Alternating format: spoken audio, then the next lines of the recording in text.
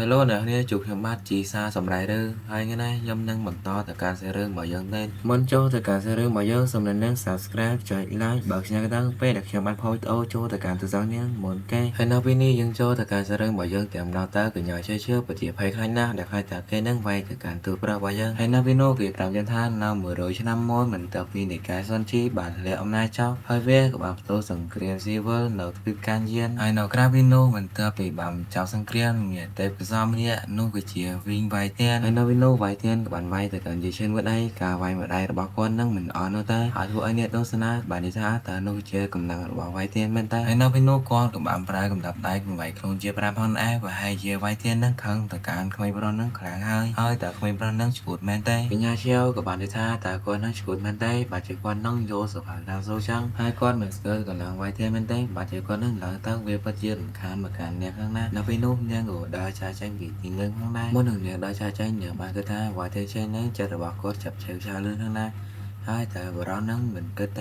េហើយប្រហែលជាវានឹងមិនអាចទៅរឿងទេថាវាយទៀនចេញដល់ឡៃមកកាន់គាត់អត់ទេនៅពេលនេះខ្ញុំមិនត្រូវចោលគាត់នោះទេហើយអ្នកនាងបានប្រាប់ខ្ញុំឲ្យជួយទៅកាន់គាត់នៅពេលនេះនាងនឹងរកវិធីជួយទៅកាន់គាត់សិនយើងក៏បានកន្លែងទៅមើលវាយទៀនចេញគាត់អភិបាលរឿងមួយរឿងនោះយ៉ាឈិនក៏បានលេចទឹកមកគាត់បានសួរថាតើនេះជាវិធីដែលអ្នកនឹងស្វាគមន៍មកកាន់ខ្ញុំមែនទេតើមួយនេះវាពេញនិយមនៅសម័យនេះមែនទេបើទៀងចេញក៏បានគិតថាហេតុអ្វីបានជាគាត់នឹងຕົកតាក់ដៃរបស់គាត់បានចឹងហើយតើគាត់នឹងមកទីណាដល់វិញនោះលោកច្បាយក្រុងបានប្រាប់ទៅកាន់តាចាទៀងចេញថាឯងកុំទៅយើងណាយើងបានប្រាប់ឯងហើយមានអ្នកណាគេអ្នកដាំដុះនឹងមកយកផលឋានសូគេនឹងមិនត្រែមខ្លួននោះទេហើយដល់ពេលនេះខ្ញុំសូមប្រាប់ឯងទៅចោលឯងនឹងគួរតែចោលវិសងវានេះមួយទៅហើយវាក៏មិនបានធ្វើឲ្យវាយទៀងចេញនឹងស្ងប់ចិត្តនោះទេប៉ុន្តែគាត់នឹងខំលើដើមទៅវិញហើយនៅពេលនោះគាត់ក៏បានបញ្ចេញថាពលរបស់គាត់ទាំងអស់គាត់បានថានៅពេលនេះគាត់នឹងខ្លាចនោះទេប៉ុន្តែគាត់នឹងខ្លាចតែនៅក្រោមដៃនោះទេប្រហែលជាពួកគេនឹងមិនយកព្រលឹងមកកាន់គាត់ប្រហែលជាគាត់នឹងនិយាយសម្ដៅទៅការយាយឈិនមកយើងហើយនៅពេលនោះគាត់បានថានៅពេលនេះគាត់នឹងប្រើកតាប់ដៃទម្រង់ទី2វាយទៅកាន់ឯងតែនៅពេលនេះឯងនឹងទប់មកកាន់ជើងរួចទៅទេហើយយាយឈិនបានតែកិច្ចត្រឹមកតាប់ដៃរបស់គាត់នោះទេគាត់បាននិយាយថាមើលទៅកាន់ឯងទៅឯងបានកិច្ចកតាប់ដៃរបស់គាត់បានទេ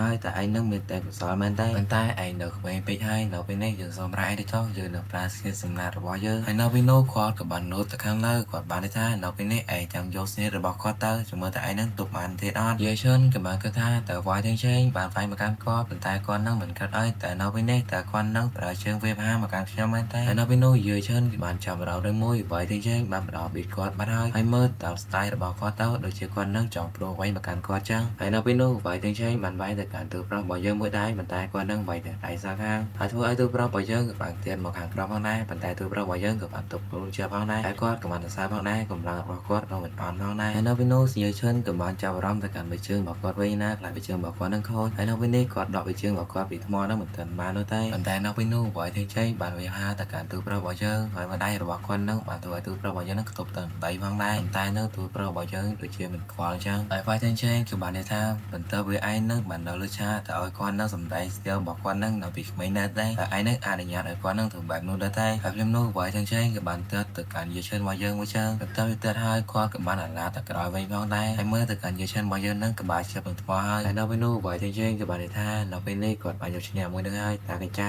តែនៅពេលនេះយើងអាចភ្ញាក់ភ្នែកដែរតែហើយបើសិនជាឯងចោលចាញ់យើងនឹងមិនថាឲ្យនោះទេនៅពេលនោះលោកច្បាយក្រុងក៏បានតបថានៅខាងក្រោយអាណោនៅពេលនោះយាយឈិនក៏បានមកដល់ក្រោយថ្មរបស់វាយទាំងចេញផងដែរហើយគាត់ក៏បានមកទាំងកណ្ដាប់ដៃរបស់គាត់ផងដែរនៅពេលនោះគាត់បានថានៅពេលនេះឯងទៅយកកណ្ដាប់ដៃរបស់គាត់ទៅតែគាត់នឹងមិនបានវាយទៅកាន់វាយទាំងចេញនោះទេហើយគាត់ក៏បានផ្ទាល់ទៅលើក្បាលរបស់វាយទាំងចេញប៉ុន្តែកម្លាំងរបស់គាត់នឹងមិនអន់នោះទេព្រោះវាយទាំងចេញបានខ្ជិលទៅខាងក្រោយជាខ្លាំងហើយយើងមើលទៅកាន់សភាពការរបស់វាយទាំងចេញទៅវានឹងមិនសូវល្អនោះទេហើយគាត់ក៏បានថានៅពេលនេះគាត់អរគុណហើយដែលឯងនឹងបានណែនាំខ្លួនមកកាន់យើងហើយយើងឈិនក៏បានតបថាមិនអីនោះទេនៅពេលនេះសបើសាងសូខ្លាចជារបស់គាត់ហើយនៅពេលនេះគាត់យកហើយអ្នកទស្សនាក៏បានហៅថាតើគាត់នឹងកើតអីគេប៉ុន្តែខ្ញុំឃើញទៅកាន់គាត់ទៅគាត់គ្រាន់តែយកដៃនឹងទៅប៉ាលើក្បាលរបស់វាយទាំងចេញនោះទេប៉ុន្តែធ្វើឲ្យវាយទាំងចេញនឹងរងរបួសជាខ្លាំងតែអ្នកណានឹងដឹងតែគាត់មកពីណាដែរទេមើលកម្លាំងរបស់គាត់ទៅគាត់ពិតជាស័ក្តិសមជាមួយនឹងសិភៅថាសូមែនវាយទាំងចេញក៏បានថាហេតុអ្វីអោមួយនឹងពិតជាខ្លាំងម្ល៉េះដល់ពេលនោះគាត់ក៏បានសេប្រាប់ទៅកាន់លោកជាវាយក្រុងថាហេតុអ្វីបានជាឯងនឹងឆោតស្ងៀមចឹង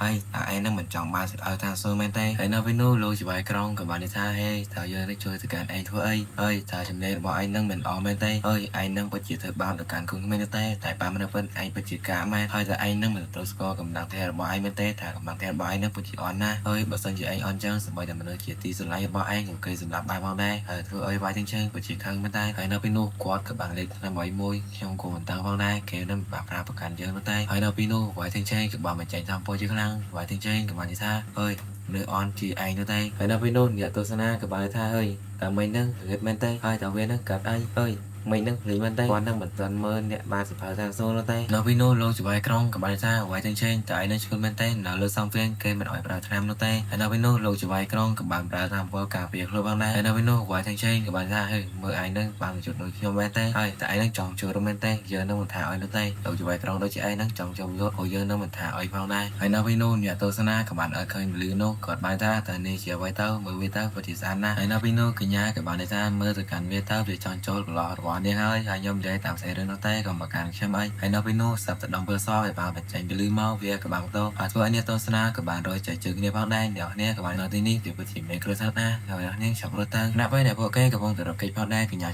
treo các bạn nói tin được vào đây anh em các bạn cất tha tạo ngoài thanh trên bạn được tham quyết sau bên tay hai để sao ta con nâng bạn mặc không cả là bao qua bạn chìm lên nó cổ lon nịch bao hai bên ban na nằm rồi mai viên nâng tích sông bên ha bởi sân chỉ viên nâng bao tô nâng có chỉ sáu trái na để đen nâng bằng mở tin đi hay nó pino giờ chân các bạn ngơ về đào mong phong này còn bạn chui trên tay còn bài ra tại cổ lon bên tay ở bên này viên nâng mình đòi nó tay con nâng mình chun như từ ngay vị trí này bằng tơ picon các bạn mình chun hai con bạn xô từ cản chụp bài trong ra tàu viên nâng mình xả xong thế để con nâng bạn mình chun như tơ tin không hai cái nữa bỏ chụp bài trong các bạn cất áo tại ông mới nâng bạn dạy anh mà can con hai lần tiếp cổ lon vì có chỉ miền tầm đằng khang na hai con tại con bao em mình tay nó tay con nâng bạn có ổ qua tay bàn tay ông mới nâng việc bạn cần lấy mình tiếp cổ lon nâng bạn tàu chẳng ngày số hai viên các bạn có việc ai tại mình khang tiếp bao ta mới nâng vì mò vina hay nó vino dưới chân các bạn lấy ra hơi về một nguyên nâng bạn thôi ao và quát bạn chen lấy hơi hai viên nâng một ai nữa tay hơi tại lâu bên đây về một nguyên nâng bạn trong nghe bên tay hai viên nâng mình miền bánh hà anh tay tầmรับcoi nó bên đây chậm đường sao bom viên đầu viên nâng mê cầm làm khang và na tơ nam mô chậm chọn sát bom thì đèn cài bọc trong đây đầu viên nâng cùng những na tơ hay nó vino sao tầm viên là quay nước hong rồi một quát